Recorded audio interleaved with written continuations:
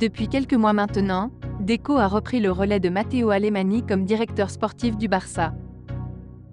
Un poste dont il découvre la dimension avec notamment une attente constante en matière de mercato. Mundo Deportivo, qui a pu l'interviewer, n'a donc pas loupé l'opportunité de le cuisiner sur ces sujets. L'un des dossiers les plus chauds mène à Vitor Roque, l'attaquant brésilien de l'Atlético Paranaense. Le prodige brésilien qui se remet d'une blessure, va-t-il signer en janvier? Rien ne semble définitif. Lui et moi savons que cela ne dépend pas uniquement des efforts du club. Il y a une partie qui l'est, et une autre qui ne l'est pas. Dès la première minute, il était clair avec l'Atlético que Vitor ne pourrait venir qu'à partir de janvier, ce qui était l'une des conditions de l'accord, mais nous allons essayer. Voyons ce que nous pouvons faire. C'est un joueur que nous avons signé pour le présent et l'avenir, nous croyons beaucoup en lui, mais nous devons attendre un peu et voir comment nous pouvons arranger cela. Si ce n'est pas maintenant, ce sera certainement en juillet.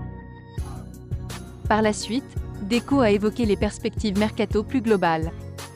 Assurant n'avoir parlé d'aucun poste ni d'aucun joueur avec Xavi, le dirigeant portugais se montre assez clair sur un mercato hivernal qui devrait être bien calme. C'est quelque chose de public, les gens rêvent de fair play, parce qu'on en parle tous les jours.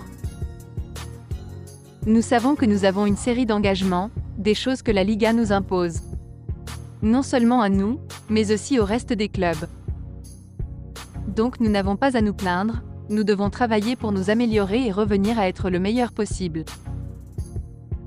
Il faut y faire face et au final, je pense que ce sera difficile de faire de nouveaux ajouts. Nous serons toujours attentifs au cas où il y aurait une opportunité, mais je ne pense pas que ce sera possible.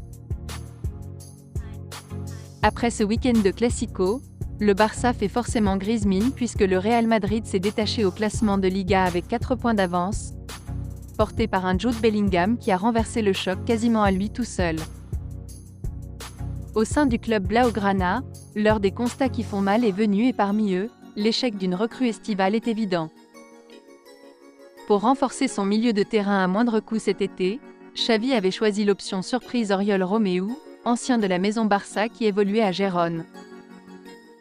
Seulement, quelques mois plus tard, la déception est de mise. Selon Relevo, Xavi se rend bien compte que Romeu n'a pas le niveau des grandes affiches, lui qui n'a joué qu'un match complet cette saison face au Shakhtar il y a quelques jours. Contre le Real Madrid, Romeu est entré dans les 20 dernières minutes, celle où le Barça a le plus souffert dans l'entrejeu. De quoi pousser le club catalan à prendre une mesure d'urgence. En plus de Vitor Roque, le club Blaugrana va tenter de recruter au milieu cet hiver. Même si les retours prochains de Jong et Pedri changeront forcément tout dans la configuration du milieu barcelonais. Affaire à suivre. Merci d'avoir suivi cette vidéo, et n'hésitez pas de vous abonner à la chaîne. Likez, commentez et partagez-la avec vos amis.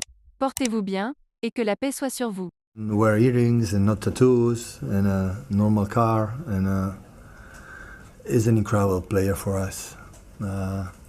He loves to play in Old Trafford too. I think I don't remember one performance we didn't play good. Sometimes play he as a false nine in the past. Has this ability to make a lot of long possessions and attack in the right moment. He's so intelligent. So everybody loves him. And he played another exceptional performance. So he's one of the best players I've ever seen in my life. I was lucky to train a lot of players. Top class one. This is one of the best for how intelligent, how clever, and how good guy he is.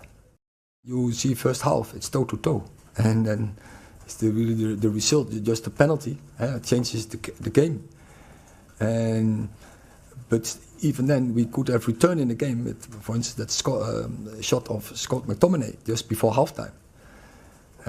So I think, from chances, it was very toe-to-toe, and it was also the previous games against them in the FA Cup final and in January was very, very close, and even the chances. So the probability we could have won was also there in all the games. The second half wasn't toe-to-toe? No, absolutely not. But as I just explained, we were losing, and I decided to bring more offensive power in, and there we make a mistake. That was not according to the game plan.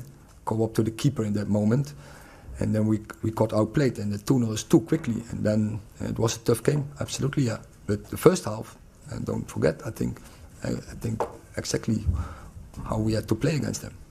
Rob. What was your view of the penalty decision? No comment.